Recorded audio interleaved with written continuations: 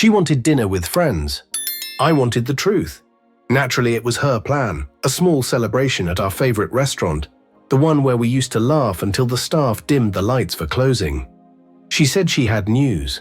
Her eyes sparkled too brightly, rehearsed joy glinting in them. I recognized that look.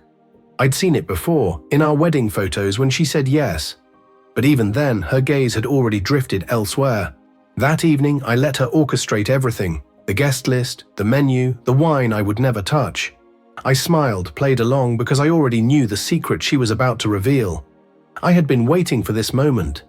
6 months earlier, she had stopped touching me. No fights, no words, just cold space where intimacy had once lived. I tried patience, humor, even silence. She always had an excuse, work stress, hormones. But not tonight. One morning she returned to perfume, lipstick too. The shade she once said made her feel dangerous. I noticed before she did. Secret texts, locked bathrooms, long post-work drives. I told myself not to see, but betrayal leaves a scent. Once inhaled, it lingers. Patterns emerged, late-night showers, sudden diet changes, the way she flinched if I brushed her stomach. That's when I knew something was wrong. I checked her phone, not messages, she was clever, but she forgot the car's Bluetooth.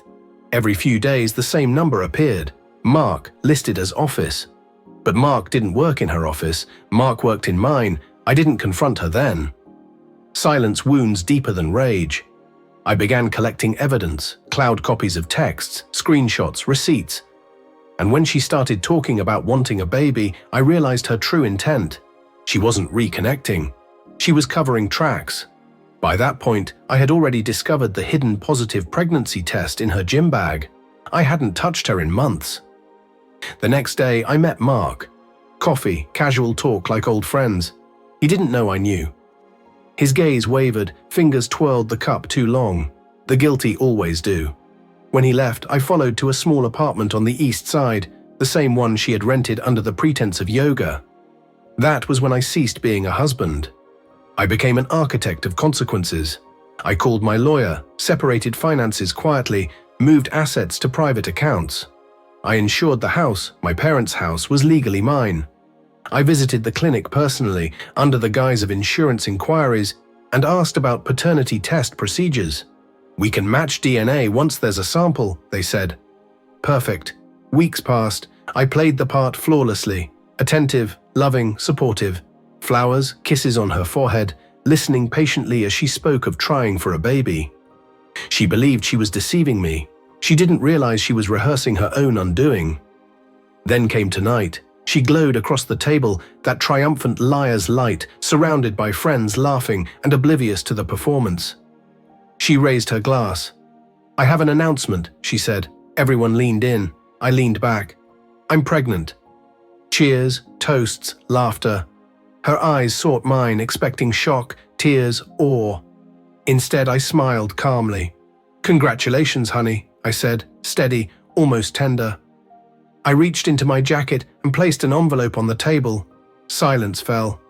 This, I said, is from the clinic you visited 3 weeks ago. Her face drained. What do you mean? I tapped the envelope. The paternity test. Did you forget they kept a copy of your signature? Mark froze, grip tightening on his glass. I slid more documents. Photos, call logs, receipts, lipstick on his coffee mug, the ultrasound booked under her maiden name. The weight of silence pressed down. You said you wanted to start a family, I said softly. I didn't know it included my co-worker. Someone gasped. Mark rose, muttered something and left. She tried to speak, lips trembling, color gone from her face. I signed the divorce papers yesterday, I continued calmly. Everything you thought we shared isn't yours. You'll find your things packed by the door. Her hand reached for mine, shaking. Please, we can… I cut her off. No, you made sure of that. I placed a few bills beside her untouched dessert. Dinner's on me. Consider it a farewell gift. I walked out, ignoring her cries, not from indifference, but because I had cared too much for too long. That night, I drove with the windows down, letting cold air clear the last traces of her from my lungs. The house was quiet, peaceful. For the first time in months, I could breathe without anticipating the next lie. Revenge doesn't always require fury or force. Sometimes it's calm truth delivered precisely, like a scalpel instead of a hammer. And when you remove the rot, the relief is astonishing. I didn't destroy her, I merely reflected her in harsh light. She shattered herself. They say revenge is cold. That night it was warm, the warmth of freedom finally exhaled.